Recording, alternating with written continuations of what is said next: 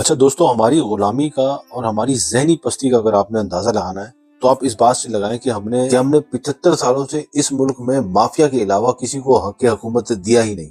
آپ نے دیکھا یا تو آپ کے اوپر ڈکٹیٹر آ کے بیٹھ گئے، وہ بھی گن پوائنٹ پر، پھر انہی کرپٹ سیاسی جماعتوں کے خاندانوں نے آپ کے اوپر حکومت کی ہے اور آپ ان کے آگے چوں بھی نہیں کر سکے، چاہے آپ کے اوپر پیٹرول کے بم گرا دیے جائیں یا مہنگائی کا طوفان آ جائے۔ آپ کبھی بھی ان کے خلاف احتجاج کرنے کو گناہ کبیرہ سمجھتے ہیں، لیکن جیسے ہی ایک عام انسان آیا جو کہ ایک غیر سیاسی خاندان سے تھا، جس نے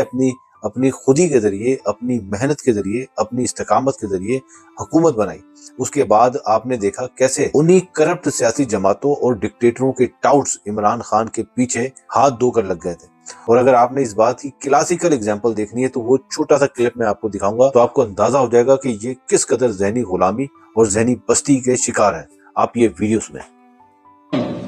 میں نے عمران خان کا گریبان پکڑنا ہے کہ میں نے ڈاکٹر باقر کو ڈھونڈ کے پکڑنا ہے کہ اس وقت مجھے کہا جائے گا تو باقر کر گیا، میں کیا کرتا ہوں؟ ہو از الٹیمیٹ ڈیسیژن کون لے رہا ہے اکانومی؟ تو آپ نے بات سنی اس جیمز بانڈ کے کھوتے کی۔ یہ عمران خان ایز اے وزیر اعظم جب بیٹھا ہوا ہے تو اس کے سامنے اس سے سوال کر رہا ہے کہ آیا میں کل کو کس کا گریبان پکڑوں گا۔